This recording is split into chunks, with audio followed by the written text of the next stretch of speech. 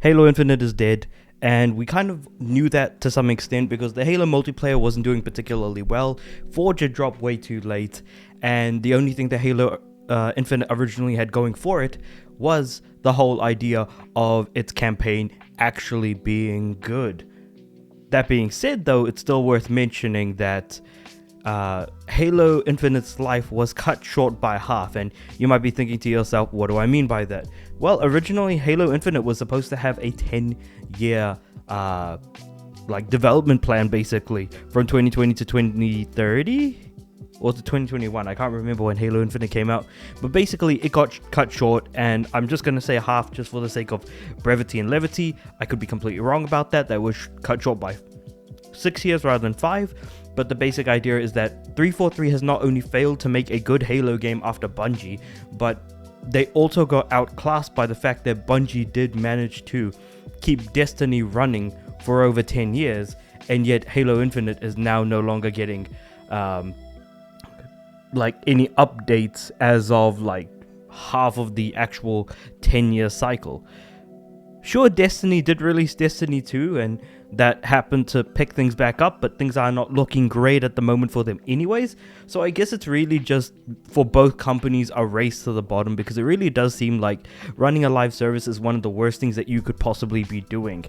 That being said, though, I'm clowning on Halo Infinite here a bit, but it's also worth mentioning that Halo is getting a remaster that's going to be coming out on PC, Xbox platforms, I guess, if you really care about it that much, and more importantly, the PlayStation crowd, which I think is where most of the money is going to come from as far as that remake or remaster. Hell, I don't even know anymore, but basically it's because Halo is coming to PlayStation, and that's where most of the money is going to end up coming from for the most part.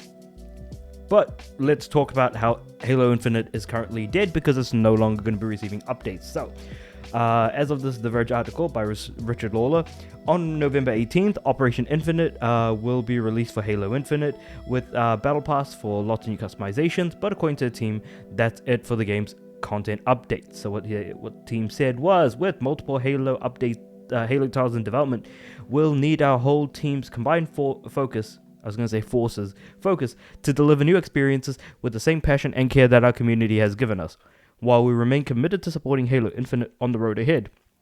Operation Infinite is the last major content update currently planned. Putting this game into maintenance mode is an awkward counterpart after last month's news of 2026 multi-platform release for the Halo campaign Evolved remake. Okay, it's just remake.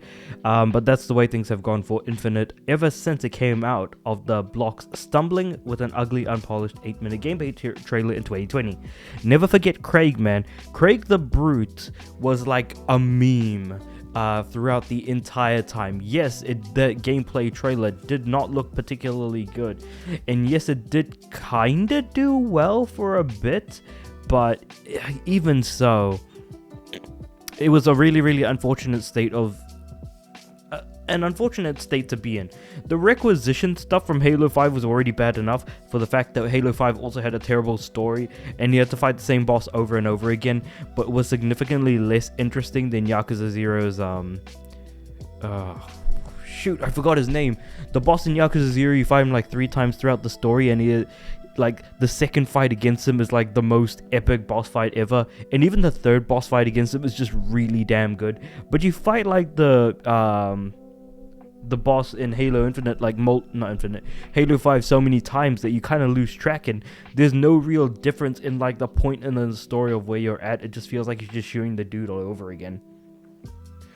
Maybe it was like 7 times or something like that. I can't be bothered to remember. But basically what I'm trying to say is people did not like Halo 5, alright? I'm just saying. And the requisition system did not help matters. The game was, regarding Halo Infinite, the game was eventually delayed another year to late 2021. Okay, so yeah, missing the launch of the Xbox Series S and X consoles and shipping without features like campaign co-op and Forge customization mode, which, by the way, they completely ditched the campaign co-op and Forge came out way later, mind you. The infamous Craig did get a glow up, yes, as we all know now, and subsequent updates checked off some of the community's wishlist items. Still, it's clearer than ever that the future of Halo is cross-platform and doesn't include the free-to-play multiplayer of Infinite, as Xbox hardware sales sales continue to slow, and Microsoft's profitability push shuts down studios and raises prices. And this is all in regards to the fact that Microsoft is pushing a 30% accountability margin, which they've renamed from profit margin, and that's looking real good for them at the moment. Cue sarcasm. I don't know if people can tell. But yeah, with all of that being said though, it's still worth mentioning that, like, yes, Xbox is in an incredibly rough state, largely due to Xbox and due to a lot of decisions being made in the meantime. Like, I don't really know how to look at the situation and think of anything positive about it. That being said, there's no reason to buy an Xbox now that even their crown jewel is up for grabs. They're basically people that are like, hey, I've got the greatest stuff in the world and I'm going to give it to everyone. I don't know how this is going to help me, but sure. I guess. Now, the team writes, we've been floored by the response to Campaign Evolved, which will be released on both PS5 and Xbox next year. And it's funny because I think I saw, like, you know, other YouTubers that I watch, like Penguin Z0 and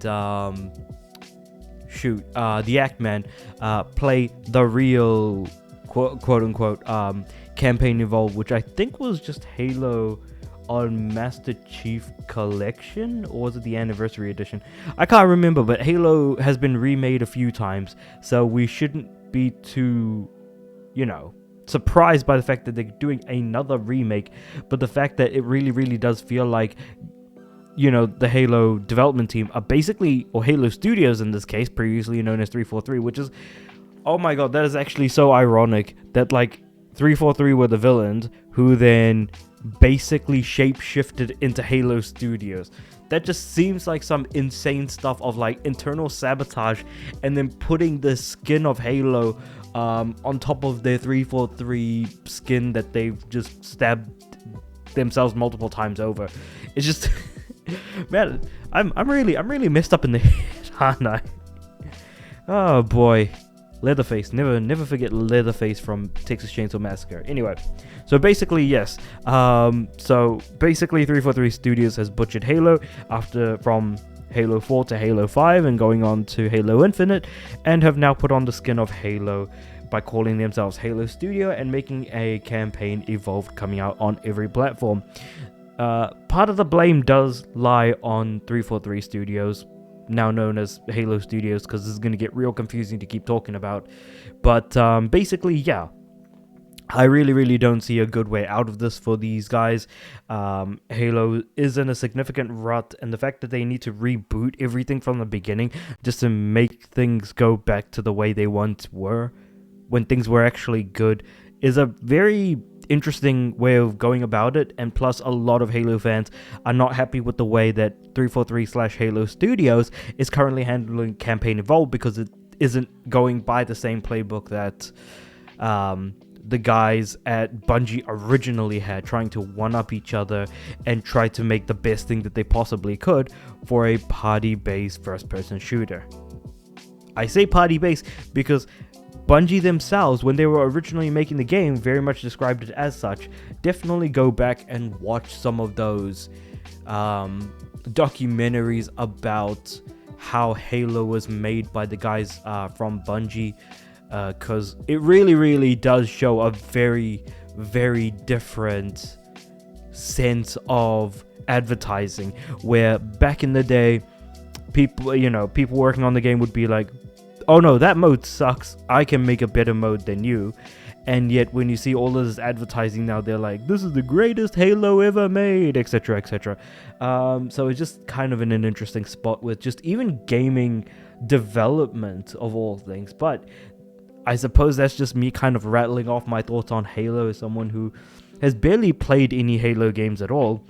Kind of sharing his thoughts on the whole situation. But with all that being said though, let me know what you guys think about all of this in the comments below. Like the video if you liked it, subscribe to the channel. I'm aiming for 500 subs by the end of the year. And with all that being said, I do upload every day, so I'll see you guys tomorrow.